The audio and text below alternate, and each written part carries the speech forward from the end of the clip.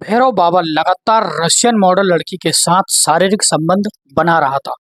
Russian model लड़की जो थी, शारीरिक संबंध बनाने का जो दर्द होता है, उस दर्द को झेल रही थी। लगातार एक एक घंटे तक वह उस दर्द को झेल रही थी और सेक्स का मजा ले रही थी। आइए जानते हैं किस तरीके से इन दोनों के बीच में प्यार हुआ, किस वजह से यह आमने सामने आए और किस वजह से यह आपस में सेक्स भी करने लगे। उनकी सच्ची प्रेम कहानी की दास्तान सुनते हैं। लेकिन सच्ची घटना शुरू होने से पहले मेरा आपसे वही निवेदन रहता है कि हमारे चैनल को सब्सक्राइब करें और एक लाइक जरूर करें और कहानी के अंत तक बने रहें। यह कहानी आपको प्रेरित और संबोधित करने वाली है। रशिया की राजधानी मॉस्को में शैलजा अपने माता पिता के साथ रहती है। शैलजा के माता पिता बहुत ही पैसे वाले हैं। उनकी आर्थिक स्थिति काफ़ी मजबूत थी और काफ़ी अच्छे वीआईपी लोगों में उनका उठना बैठना भी था। शैलजा को शुरू से ही मॉडलिंग करने का शौक था, क्योंकि शैलजा काफ़ी सुंदर और लंबी चौड़ी थी। शैलजा को जो भी एक नज़र में देखता था, वह उसको देखता ही रहता था। खूबसूरत होने के साथ साथ शैलजा पढ़ाई में भी काफ़ी होशियार थी और वह काम में काफ़ी परफेक्ट थी। उसने डिसाइड किया इंटर के बाद शैलजा मॉडलिंग पर ध्यान देगी और मॉडलिंग को ही अपना फोकस करेगी, मॉडलिंग में ही सबसे ज़्यादा अपना टाइम बिताएगी। यह बात शैलजा ने अपने माता पिता को बताई और इंटर के बाद कॉलेज छोड़कर उसने सारा फोकस अपना मॉडलिंग पर दे दिया।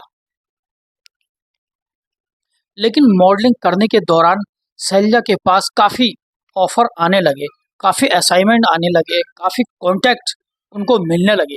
लेकिन धीरे धीरे बाद में शैलजा काफ़ी परेशान होने लगी। शैलजा को काफ़ी फेलियर्सों का सामना करना पड़ा। वो मॉडलिंग में कई उतार चढ़ाव आने के बाद लेकिन वह हर जगह फेल होने लगी। इस वजह से शैलजा काफ़ी डिप्रेशन में चली गई। शैलजा 1 से लेकर 3 साल तक अपने रूम में ही रहने लगी, कभी बाहर वह नहीं आती थी। इस वजह से शैलजा के माता पिता काफ़ी परेशान होने लगे। फिर उन्होंने डॉक्टर को बुलाया और डॉक्टर की सलाह ली। डॉक्टर ने कहा शैलजा को कहीं घूमने के लिए ले जाइए, जिससे उसके दिमाग में डिप्रेशन भी बाहर निकल जाएगा। बाहर घूमने से शैलजा के दिमाग में अच्छे अच्छे ख्याल भी आने लगेंगे और शैलजा के दिमाग में जो पुराने ख्याल हैं, पुरानी यादें हैं, वह सब बाहर निकल जाएगी। और शैलजा के लिए माता पिता शैलजा को भारत भेज देते हैं, क्योंकि शैलजा के माता पिता का कहना था कि भारत में भगवान के दर्शन कर लेगी तो इससे शरीर में पॉजिटिव एनर्जी आएगी, शैलजा को नई शक्ति और नई ऊर्जा मिलेगी। शैलजा के माता पिता शैलजा की फ्लाइट बुक कर देते हैं और वह शैलजा को इंडिया के लिए रवाना कर देते हैं। 2010 में शैलजा इंडिया आती है और ऋषिकेश में जाकर एक होटल में रहने लगती है। होटल में रहने के दौरान वहाँ पर कई लोगों से शैलजा की मुलाकात होती है और वह पूरा ऋषिकेश घूमना शुरू कर देती है। शैलजा का डेली रूटीन था, वह सुबह होटल से निकलती थी और घूमने के बाद शाम को अपने होटल में आ जाती थी। एक दिन शैलजा गंगा किनारे घाट के पास बैठी होती है। वहाँ पर गंगा के किनारे बैठकर सारी चीज़ों को फील करती है और वहाँ पर बैठकर अपने मन से सारी चीज़ों को महसूस करती है। तभी वहाँ एक अघोरी बाबा आता है और घाट के किनारे बैठकर वहाँ पर जो राख होती है, राख को पूरे बदन में लगाता है और बैठकर तंत्र मंत्र की साधना करने लगता है। शैलजा मन ही मन सोचती है अघोरी काफ़ी हट्टा कट्टा है, कुछ काम नहीं करता, और घाट पर बैठकर तंत्र मंत्र विद्या करने लगता है। शैलजा उसके बारे में सोचने लगती है। शाम होते ही अपने होटल में चली जाती है। शैलजा दूसरे दिन वहीं गंगा किनारे चली जाती है और वहां पर अघोरी फिर आ जाता है और अपनी तंत्र विद्या करने लगता है। शैलजा कई दिनों तक तो अघोरी बाबा को देखने जाती है और शाम होते ही लौटकर अपने होटल में चली आती है। ऐसा कम से कम 10-12 दिनों तक चलता रहा। एक दिन शैलजा अघोरी बाबा से बात करने जाती है, लेकिन अघोरी बाबा भी शैलजा से फराटेदार इंग्लिश में बात करने लगा। शैलजा चौंक जाती है, आप इतने पढ़े लिखे हैं। शैलजा अघोरी से उनका नाम पूछती है। अघोरी कहता है मेरा नाम भैरव है। शैलजा भैरव को देखती है और उसकी पर्सनैलिटी को देखती है। अघोरी का लंबा चौड़ा कद देखकर शैलजा काफ़ी इम्प्रेस हो जाती है और अघोरी से पूछती है बाबा आप कहाँ रहते हैं, आप कहाँ से आए हैं, आपका क्या परिचय है। अघोरी बताता है, मैं बहुत अच्छे परिवार से हूँ और बहुत पैसे और पूंजीपति वाले घर में रहता था, लेकिन मैंने अपने परिवार का सुख सब छोड़ दिया। बाबा बनने के लिए मैं ऋषिकेश आ गया। जब यह सब शैलजा सुनती है तो बहुत ज़्यादा इम्प्रेस हो जाती है और शाम होते ही चली जाती है, लेकिन दोबारा से फिर दूसरे दिन वहीं आ जाती है। शैलजा रोज अघोरी बाबा से मिलने आती है और अघोरी बाबा भी रोज शैलजा से मिलकर बातचीत करता। अब दोनों एक दूसरे का शाम के वक्त इंतजार करने लगे। अगर एक दिन भी शैलजा नहीं आती तो अघोरी परेशान हो जाता, और अगर शैलजा अघोरी से एक दिन भी नहीं मिलती तो शैलजा भी परेशान हो जाती है। एक दिन शैलजा अघोरी से काफी जिद करने लगती है कि मुझे आपकी झोपड़ी देखनी है। अघोरी पहले तो मना कर देता है, लेकिन फिर कहता है चलो। अघोरी शैलजा को अपनी झोपड़ी पर ले जाता है और शैलजा को चाय नाश्ता कराता है। शैलजा अघोरी बाबा का रहन सहन देखकर काफी इम्प्रेस हो जाती है और वह एक दिन बाबा को प्रपोज कर देती है। बाबा से कहती है कि मैं आपसे प्यार करने लगी हूँ और मैं आपके साथ ही रहना चाहती हूँ। अघोरी बाबा ये सुनते ही मना कर देता है। कहता है, मैंने घर गृहस्थी सब छोड़ दी है, मैं दुनिया के सुख में नहीं रहना चाहता, मैंने लालच सुख माया सब त्याग दिया है। मेरा जीवन तुम्हारे जीवन से बहुत अलग है, मेरा जीवन तुम्हारे जीवन से बहुत अलग है। शैलजा से कहता है, तुम बहुत अच्छे घर से हो, पैसे वाली लड़की हो और तुम अपना कहीं कुछ और देखो। शैलजा कहती है, आप भी तो बहुत पैसे वाले हैं, लेकिन आपने भी तो सब कुछ छोड़ दिया है।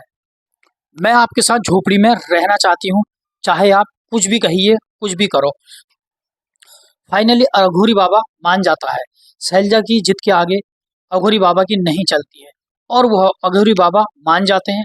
दोस्तों, शैलजा होटल से अपना सारा सामान लेकर भैरव की झोपड़ी पर आ जाती है और कई दिन एक ही झोपड़ी में रहने के बाद अघोरी बाबा कहते हैं, शैलजा अभी भी तुम्हारे पास वक्त है, तुम अपना कहीं और जा सकती हो, कहीं और शादी कर सकती हो और अपना जीवन अच्छे से गुजार सकती हो। लेकिन शैलजा कहती है, मैं तो यहीं रहूंगी, और वह एक बात और अघोरी बाबा से कह देती है कि मैं आपसे शादी करना चाहती हूँ। अघोरी बाबा मना कर देते हैं, लेकिन शैलजा बोलती है कि अगर आप मुझसे शादी नहीं करोगे तो मैं जहर खाकर मर जाऊंगी। तो वहीं अघोरी बाबा शैलजा को रोक लेते हैं और प्यार से गले लगा लेते हैं। शैलजा को अघोरी बाबा हक कर लेते हैं। दोनों के बीच में बहुत गहरा प्यार हो जाता है और झोपड़ी में जाकर वो शारीरिक संबंध बनाने लगते हैं, तो एक दूसरे को प्यार करने लगते हैं। दोनों पूरी तरह फिजिकल संबंध बनाते हैं, यानी शारीरिक संबंध बनाते हैं, और काफी देर तक शारीरिक संबंध बनाने के बाद जब वो थक जाते हैं तो एक ही साथ निर्वस्त्र होकर वहीं पर सो जाते हैं। सुबह होते ही दोनों सुबह उठकर घूमना फिरना शुरू कर देते हैं। दोनों साथ जाते हैं और साथ ही आ जाते हैं, फिर साथ साथ झोपड़ी पर आ जाते हैं। अघोरी बाबा रात को शैलजा के साथ जब शारीरिक संबंध बनाते हैं तो शैलजा शारीरिक संबंध बनाते हुए काफी दर्द होता है, लेकिन शैलजा को बहुत मजा आता है और वह घंटों तक दर्द बर्दाश्त करती है। अघोरी बाबा रोज शैलजा के साथ जब सेक्स करते थे और शैलजा के चीखने की आवाज झोपड़ी के बाहर तक आती थी, तभी अघोरी बाबा के आसपास के लोग भी कहने लगे, उनको देखकर सुनने और समझने लगे कि आप रोज शारीरिक संबंध बनाते हो तो चीखने की आवाज बाहर तक आती है। शैलजा और अघोरी बाबा दोनों अपनी निजी लाइफ में बहुत खुश रहते हैं। शैलजा अपने घर परिवार वालों को फोन करती है और अपने माता पिता को सारी बात बता देती है। शैलजा कहती है कि मैं अघोरी बाबा से शादी करना चाहती हूँ। वो सारी बात अपने माता पिता को बता देती है और उसके माता पिता भी तैयार हो जाते हैं और कहते हैं, जैसी शैलजा तुम्हारी खुशी उसमें ही हमारी खुशी है, और वह भैरव और शैलजा की शादी करने के लिए तैयार हो जाते हैं। शैलजा के माता पिता उत्तराखंड ऋषिकेश में जाते हैं। शैलजा के माता पिता भैरव और उसके अलग अलग जितने भी लोग होते हैं, वो सारे सगे संबंधी जो लोग आसपास के रहने वाले होते हैं, वो सारे के सारे लोग शादी में शामिल होते हैं। दोनों की शादी होने के बाद शैलजा और भैरव ऋषिकेश में ही रहने लगते हैं। इस समय ऋषिकेश में शैलजा और भैरव एक योग आश्रम चला रहे हैं और उसी से ही अपना रहना गुजर बसर करते हैं। अभी शैलजा के 2 बच्चे हैं और वह अपने पूरे परिवार के साथ बहुत खुश है। इस कहानी से आज की लड़कियों को ये सीख मिलती है, अगर शादी करने के लिए आपके पास कोई अच्छा आदमी है या अच्छा इंसान है, तो आपका जीवन बहुत अच्छा गुजर सकता है, आपकी लाइफ बहुत अच्छी गुजर सकती है। लेकिन अगर आप किसी गलत हाथों में चले जाते हो, तो आपकी ज़िंदगी पूरी तरीके से बर्बाद हो जाती है। इसलिए आप सभी लोगों से मेरा ये कहना है, किसी पर भी आँख बंद करके विश्वास ना करें। अ अगर आपको किसी से भी जीवन भर का रिश्ता बनाना है, तो सबसे पहले उसको जाँच लें, परख लें, तभी अपना जीवन उसके हाथों में दें। मिलते हैं नेक्स्ट वीडियो में एक सच्ची घटना के साथ। मैं हूँ आपका दोस्त दीपू। अगर अभी तक आपने हमारा चैनल सब्सक्राइब नहीं किया है, तो प्लीज़ सब्सक्राइब करें और एक प्यारा सा कमेंट करें और एक लाइक ज़रूर करें। मिलते हैं नेक्स्ट वीडियो में सच्ची घटना के साथ। नमस्कार।